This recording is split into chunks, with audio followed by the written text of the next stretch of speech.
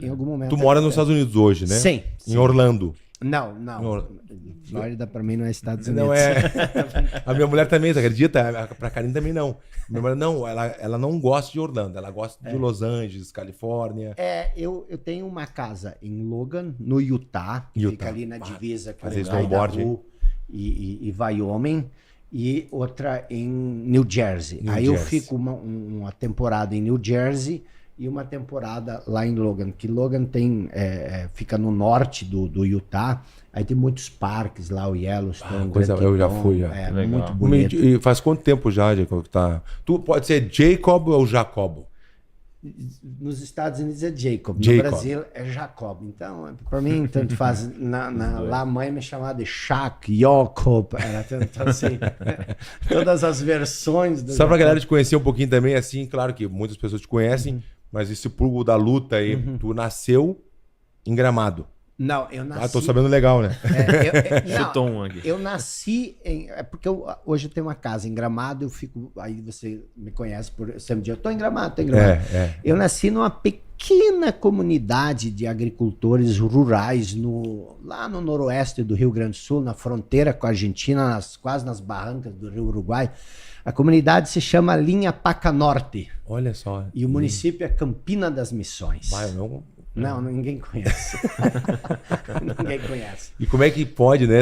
Como é que é? Agora vamos falar um pouquinho sobre tu saiu lá de uma cidade que ninguém conhece e tá fazendo o maior sucesso pelo Brasil, pelo mundo, pelos teus livros, pelo teu conhecimento desse estudo. Então, como é que tu explica o teu sucesso? Eu vejo que ele é igualzinho ao teu. Bate a mão, então. E eu vejo que há uma familiaridade nisso. O que houve? Houve um desejo ardente. Eu queria escrever. Você arrumava confusão com luta, eu arrumava confusão com livro. Olha só. Eu era para trabalhar, eu ficava lendo livro. Igualzinho. E aí um dia eu tinha uns 4, 5 livros que eu tinha coletado ali, pegava do meu tio, dizia, podia me dar esse livro? Quantos anos, Diego? Eu devia ter uns 13, 14 anos. E aí a mãe queria que eu trabalhasse, eu ficava lendo o livro.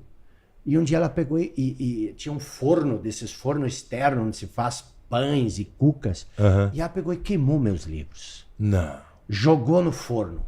Porque ela disse 2 coisas. Tu é para trabalhar. E segundo, que ela tinha um amigo que era professor, que lia muito. E ele teve uns problemas mentais. Ela disse que ele enlouqueceu. Então, ela achou que a pessoa que lia muito... Ela enlouquecia, ela disse que ela ia ficar louco de tanto ler. E ela queimou os livros. Então, e o pai tinha aquela concepção que o homem de verdade é trabalhador. E trabalhador é quem pega a enxada, quem pega no arado, quem planta. E aí ele dizia que esses que estudam, ele usava um nome feio, viram vagabundo. Mentira. Que engraçado, viu, Bela? Parou de estudar. O pessoal não... É verdade. Ele dizia isso. Quem estuda é vagabundo. Então, eu tinha que arrumar problema. Por quê? Porque a família ela não me sustentava nisso. Ela não dava o suporte. Porque achava, olha, esse fulano está estudando e olha o que virou. Olha o fulano que estuda. Então... E o que aconteceu? Aí eu encontrei uma saída, é o desejo ardente. Eu disse, eu não vou trabalhar na roça, eu preciso estudar. Aí tinha um irmão que vinha visitar as famílias, e a minha família, meu pai e minha mãe eram muito católicos, muito devoto, e ele vinha visitar as famílias para ver se não tinha alguém que tinha uma inclinação vocacional para ser padre. E eu vi ali uma janela para estudar, porque isso eu poderia estudar para ser padre, porque daí eu não ia virar vagabundo, a concepção do pai e da mãe. E aí eu fui para o seminário. E lógico, eu dava catequese, desde os 15 anos eu dava catequese. Olha só. Logo que eu me formei na Crisma, eu comecei a dar catequese para os novos crismanos, dar catequese para os meus amiguinhos, meus amigos.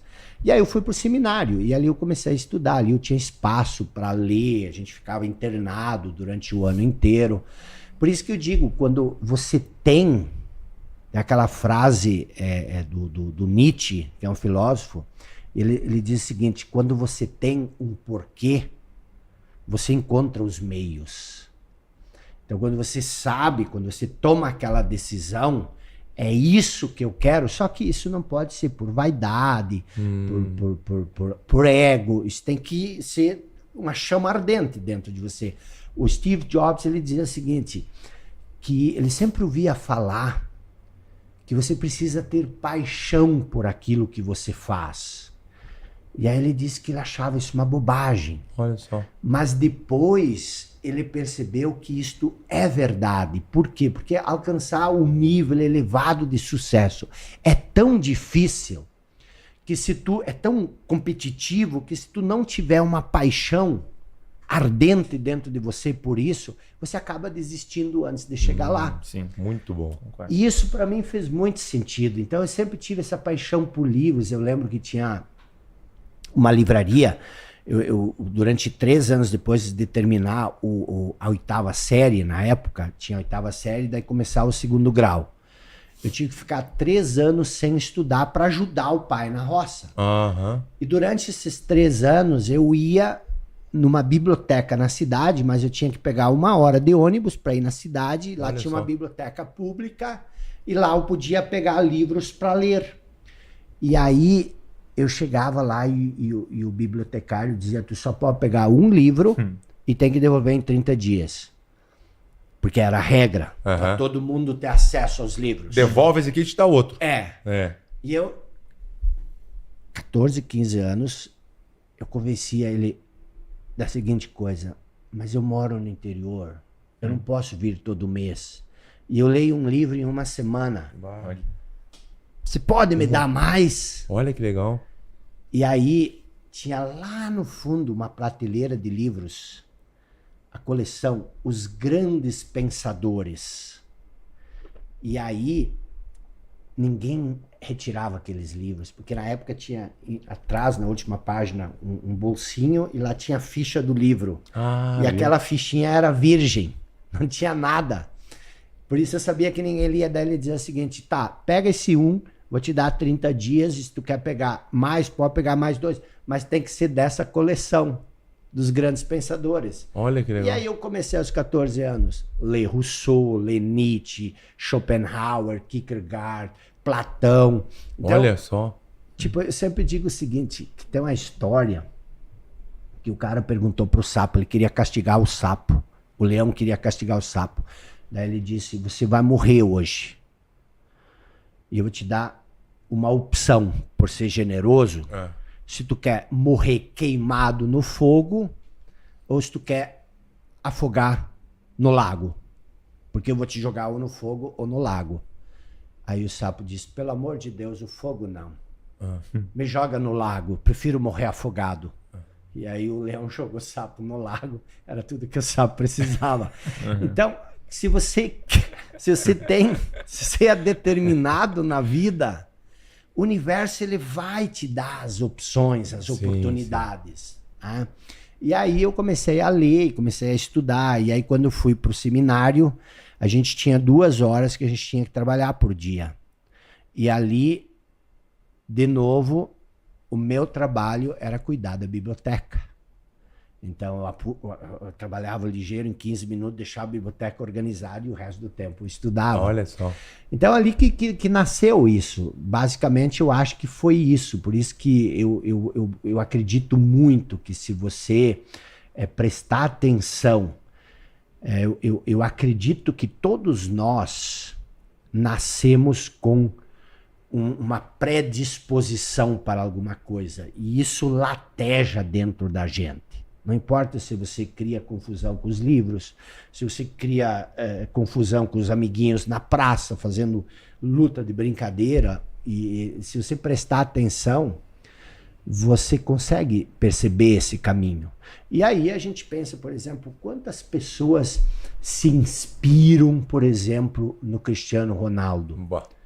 Você olha e você diz, nossa, ele não parece que não acaba nunca, ele sempre cada vez mais disciplina, mais sucesso, mais espetáculo, mas não é só isso. Tem toda uma geração que vive de uma maneira diferente por causa das atitudes dele. Quando a gente olha para você, a gente se desafia a ser melhor justamente por causa disso. Então, a gente precisa essas âncoras, a gente precisa esses caras que estão lá no tatame, que estão lá no estádio de futebol, porque elas são luzes, são estrelas pelas quais as pessoas seguiam. Então, ser uma pessoa que tem um nível de desempenho como você teve, isso vai muito além das conquistas pessoais.